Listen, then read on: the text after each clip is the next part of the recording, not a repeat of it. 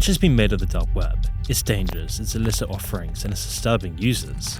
And today, we're going to be scratching the surface of its depths to separate reality from fiction and give you a peek at the foundations on which this apparent haven for the depraved is built. Here are 3 of the darkest tales from the dark web.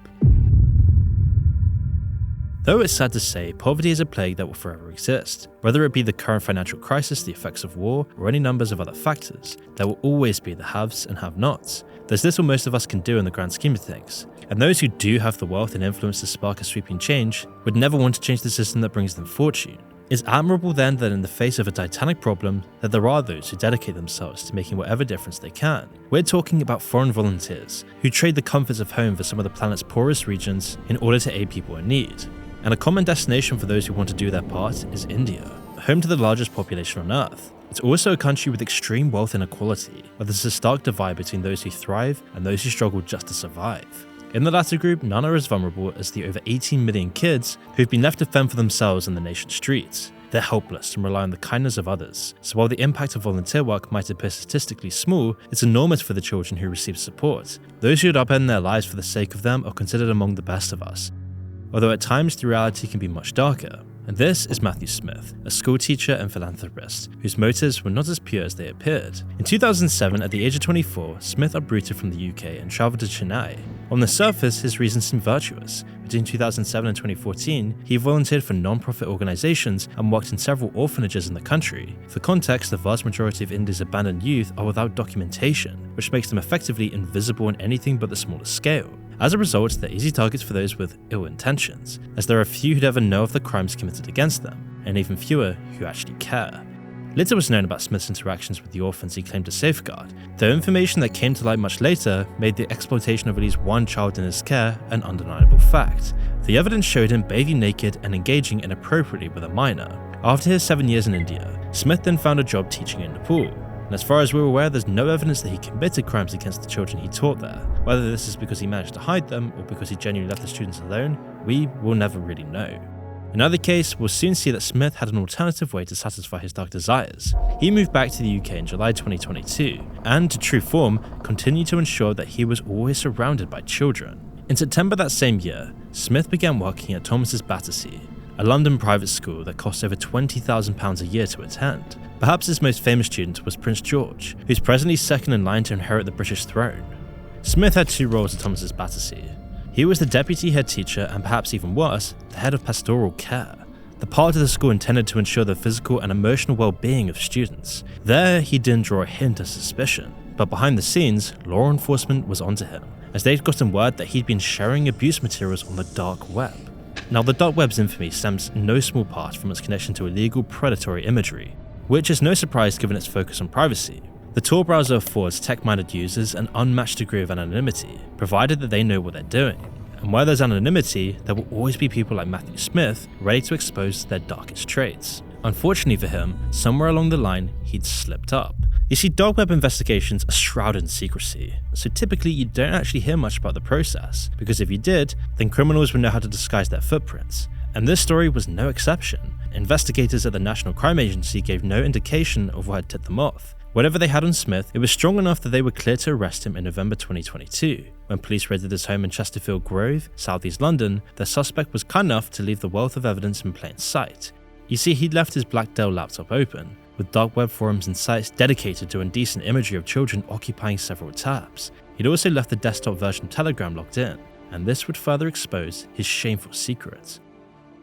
You see, upon examination of the app, investigators found conversations chronicling 5 years of interactions between Smith and 2 teenagers back in India. He'd been engaged in conversation with one of them at the moment he was taken into custody, and it turned out that during and after his time in Nepal, Smith was paying these boys to act as his proxies. He'd make specific requests, send them illegal content as examples, and give them advice on how to build a child's trust. The teens would then target vulnerable children, recreate the examples they were shown, send in the results, and receive payment for their services. A detail often overlooked is that one of these teenagers seems to be former victims of Smith's, likely the child the police found evidence of him bathing with. As prosecutor Martin Hooper indicated during the legal process, quote, "When the boy was older, Smith, referred to his uncle, encouraged him to lure an 8-year-old boy away from his family with the express intention that he would be sexually abused. The defendant said he would pay their school fees in return.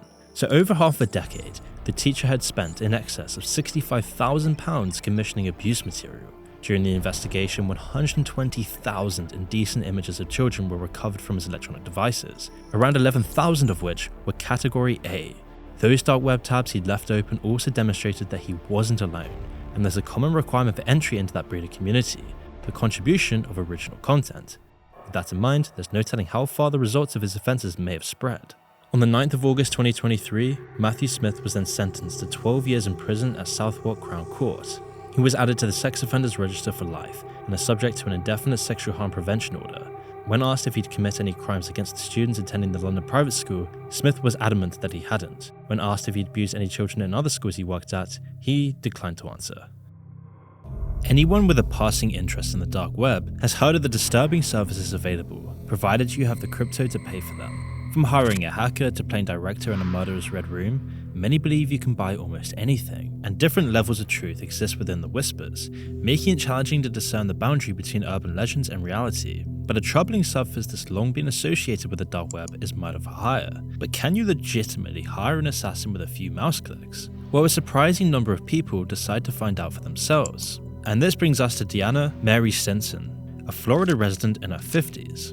When we think of assassination, Stinson certainly isn't the image we have in our minds. She was an entrepreneur and a director of finance at a church in New Tampa. But as it turns out, envy is a very powerful thing, and Stinson's intentions turned dark in the summer of 2021, and the subject of her anger was none other than the wife of her ex-boyfriend. Precisely where this hatred came from, we have no real idea, but what we do know is that the married couple were regulars at Stinson's church, so she'd often see her target with her former boyfriend. She wanted them gone out of her life, and to do this, she went to tour, where she found it was shockingly easy to find someone offering to kill for a fee. So on June 24th, she created an account on the site, declaring itself the #1 hitman marketplace. It had a handy price list for potential customers. Death by beating would set them back a minimum of $2,000, a shooting at least $5,000, and employing a sniper would cost $20,000 plus. The rates must have seemed reasonable to Stinson, as the following day she posted on the site's public forum requesting a quick hit in southern Florida. Now, when you're trying to purchase the services of a killer, there's a specific process that must be followed, so she gave the murder for hire agency her target's personal information and attached a picture of her to make identification simple. It's also crucial that a customer proves they have the Bitcoin for this. Only after this is transferred will a gang member be assigned to the job. Now, Stinson had a couple of additional stipulations for her gangster for hire. One, that the murder didn't take place when the victim was home, and that the target died in July, ideally between the 5th and the 11th. With her order in, she was eager to see the results. Her preferred date came and went, but the target was still breathing.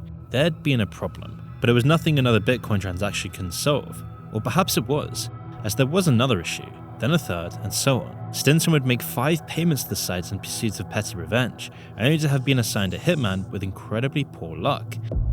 Unhappy with the service she'd received thus far, Stinson demanded they have someone with a proven record carry out the hit. Having forked over $12,000 worth of crypto, she seemed no closer to having anyone killed, which, at minimum, warrants a passive-aggressive Yelp review. Fortunately, she would soon be contacted by someone capable of getting the job done.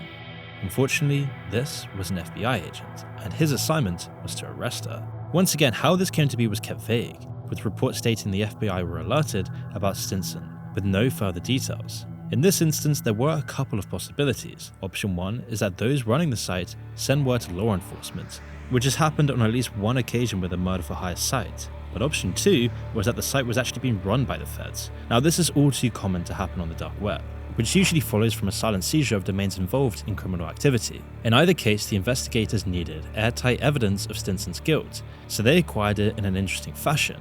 An agent posing as the assassin, sent to make good on the deal, texted Stinson to introduce himself. In a recorded phone call soon after, they discussed the details. The client reassured the fake hitman that she wanted the murder to go ahead. Naturally, this necessitated another payment, and the agent would require $350 to buy a revolver. Somehow, a professional killer, reported for duty, completely unarmed, didn't ring any alarm bells, so Stinson agreed. Initially, the agent asked for a Western Union bank transfer, but this wasn't her first rodeo. She knew that would be traceable, so instead she insisted the payment be made via crypto to ensure her security. When the agent agreed, she hopped over to her Coinbase wallet. Yes, the same Coinbase that requires passport-level ID to sign up for, and was arrested soon after. The arrest took place on September 22, 2021, and Stinson pleaded guilty to one murder-for-hire charge the following year on January 19th, and a few months later, she was sentenced. She's currently serving 6.5 years for her crime, and will be subject to 3 years of supervision post-release, and has been forced to shell out another $12,000 this time in restitution. And it could have all been avoided if, instead of seeking a hitman, she'd researched the dark web assassination business itself. If she'd done so, she'd have known the total number of confirmed hits by dark web assassins currently stands at 0. Thanks to dark web markets like Silk Road, Alpha Bay, and others, the criminal activity the dark web is especially famous for is the sale of illicit substances. While the markets themselves are often discussed, the systems that prop them up are rarely considered. And that's why in our last segment here, we're going to be covering exactly that. This is the story of Zent, the man who some call the Lord of the Dark Web. Born in 1959, Herman Johann Verwoerd Duxen was an unusual kid. During his teen years, he developed an interest in historic buildings and was particularly fixated on a World War II Nazi bunker on the edge of his hometown of Arnhem in the Netherlands. He'd visited numerous times during his childhood, and the fascination with bunkers it sparked would never leave him. His other obsession was sci-fi, a genre he felt so connected with that he tried to make his bedroom resemble a futuristic spacecraft, going so far as to modify his bedroom door to open electronically. The name Zent was another result of his sci-fi addiction. Once he'd chosen the moniker, he insisted that everyone referred to him by that name, including his parents. In his early 20s, he made it official. Herman Johann Zent graduated from college in the early 80s, had 2 children with his partner, and created several computer-focused businesses in quick succession. If nothing else, he was ahead of the curve. Zent was convinced that computers were the future, and he felt that the freedom they'd grant would help shift governmental power back into the hands of the people. To him, few things mattered more than freedom and privacy. It was this, combined with a strange passion for bunkers, that led him to start his bulletproof web hosting business, Cyberbunker. The name wasn't simple branding. In 1995, he purchased a former NATO installation. It had been constructed in the 50s and designed to survive a 20 megaton nuclear blast. At 20,000 square feet spread over 5 underground floors, there was ample room to build an enterprise. He populated the space with servers and like-minded friends, several of whom were as strange as the man himself. During a period where how the internet should operate was still in flux, Zent wanted to lead the charge. At the time, there was minimal oversight, and that's exactly how the eccentric Dutchman believed it should be, though even he had some moral fiber it seemed, as Cyberbunker's rules prohibited terrorist content and explicit imagery of minors. Everything else was fair game. As you'd imagine, this meant that their servers were immediately flooded with adult entertainment. Some of the same energy made it into the bunker itself, which allegedly had a porno room, with live sex shows involving Zent's girlfriends. In spite of that, the staff found time to grow the business. In 1999, Herman's old friend, Sven Campius, joined the team, also known by his screen name CB3Rob. Campius was another bizarre character, though with anarchist leanings beyond those of his colleagues. Around the time of his arrival, Zent had opted to rent a part of the bunker to a third party. This arrangement persisted until July 27, 2002, when an explosion rocked the rental space. Zent suffered burns in the resulting fire, but what was discovered in the ashes would have longer lasting effects, the remnants of a drug lab. Supposedly unbeknownst to the Cyberbunker crowd, the tenants had been producing ecstasy. There was plausible deniability, so no charges were leveled against Zent, but he was stripped of his business license. This meant that for a time, he had to move his operation above ground. Days later, Zent made a bold move. He and Campius declared the independence of their new state, the Republic of Cyberbunker. Their republic comprised of the partially destroyed bunker and its surrounding lands. Setting their apparent distasteful rulers aside, they decided it would be a monarchy. Zent became president and king of Cyberbunker, while Campius was dubbed His Royal Highness Prince Sven Olaf von Cyberbunker. Zent's kingship and Cyberbunker's independence seemed to have been tongue-in-cheek for him. His stated motive was a desire to work on projects without outside interference. Campius, on the other hand, was beyond willing to take advantage of his title.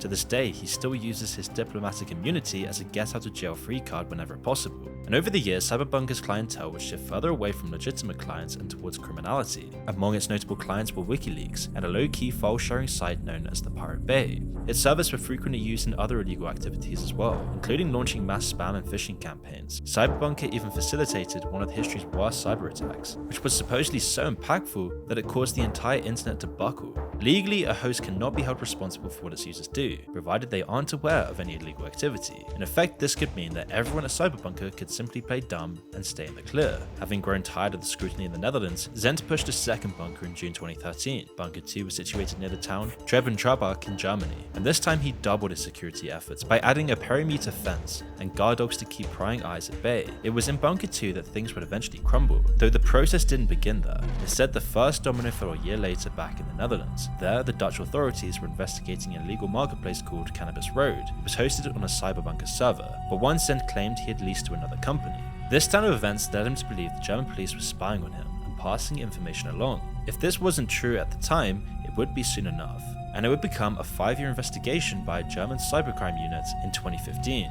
Though the servers claimed to be bulletproof, investigators had no trouble finding gaps in Cyberbunker's security. With the mains unit having been permitted to monitor Bunker 2's web traffic, they were surprised to see that between 10 and 15% of the data flowing through it was unencrypted. Among that data, they found connections to drug markets, the sale of credit card information, and a litany of scams. While the authorities were building a case against him, Zent was shifting gears. As the world had changed around him, bulletproof hosting had steadily become a less sustainable venture for Cyberbunker, in a large part because of the ludicrous decision to operate out of an old military installation. The majority of legitimate sites had moved to affordable mainstream hosts, so Cyberbunker's profits had fallen so far that they barely covered the cost of upkeep. While the man was trying something new, his focus was still on privacy. This time he aimed to secure phones. With the help of Camphius and others, Zent developed encrypted apps, which operated on a private network. They were installed on modified handsets with disabled cameras and tracking, and often included a kill switch capable of wiping them clean. Within a year, this endeavor was turning a greater profit than the hosting businesses. Interestingly, most of his phone clientele were in Ireland, and there's a reason for that.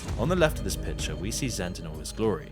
On the right is the Irish drug lord George Mitchell, also known as the Penguin, due to his strange gait. Mitchell's links to Zent go back at least as far as the purchase of Bunker 1. Allegedly, Mitchell had contributed $700,000 to cover some of the costs. The business relationship had continued over the decades, and Mitchell's network of dealers were a perfect market for what Zent was offering. Their ties were so close that the Penguin would act as a salesman, pushing phones to Colombian drug cartels. All things considered, the side hustle was going smoothly. But back in Germany, investigators had also shifted their focus too. They wanted to catch Zent committing explicit crimes to prevent him hiding in a legal grey area. So the plan was simple. The mains unit would create their own scam site, one offering a Bitcoin lottery. They built something that looked intentionally sketchy, purchased Cyberbunker services, and contacted a representative asking for assistance. Even after making it clear they were engaging in fraud, the Cyberbunker rep had no qualms about helping. The collection of actionable evidence had begun, though what they'd have by the end of it would make this look like a drop in the ocean, as things would take a dramatic turn in 2018, when an intern working in Bunker 2 spotted something strange in a server room. Beneath the floorboards, there was an extra server tucked away, and thanks to a lack of care and a little naivety, Zent had left a critical flaw in his network that meant all you need to do to access everything on it was just access to a single connected device. Though the cybercrime unit declined to comment on it, it's clear what this discovery meant. They had someone on the inside, and there's no telling how long they'd been harvesting Cyberbunker's data in this way.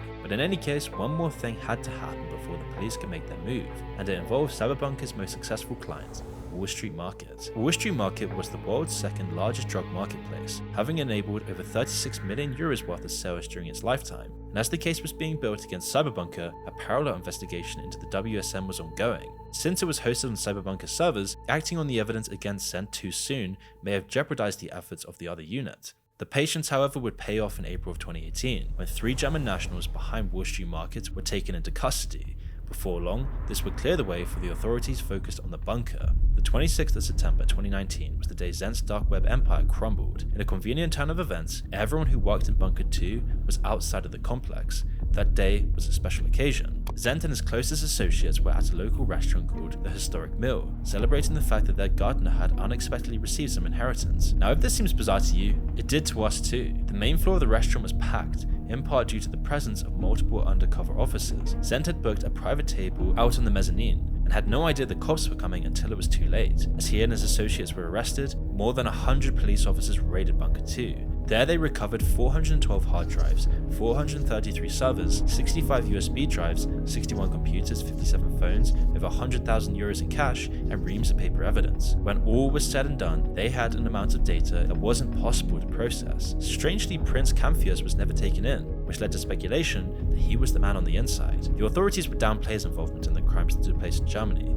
and distance him from the operations of Cyberbunker in general. The flies in the face of first-hand accounts suggested that he was actually heavily involved, a point bolstered by the presence of a dark web search engine on Cyberbunker servers, cb3rob.net/darknet, that happened to share the programmer's username. The search engine indexed all manner of illegal content, including the kind Zent refused to permit. Zent himself believes the gardener was the architect of his downfall. Allegedly, leaked documents do state that he was undercover law enforcement, though we can't vouch for their authenticity. Herman and his cohorts were sentenced on December 13th, 2021, having been convicted for aiding and abetting over 250,000 illicit transactions and being members of a criminal organization. In February of this year, George the Penguin Mitchell was formally declared a prime suspect in the investigation of Exclude, another encrypted phone network. Camphius remains free and is currently running Zent's network in his absence. Zent himself is currently serving 5 years and 9 months of prison time in Koblenz, Germany.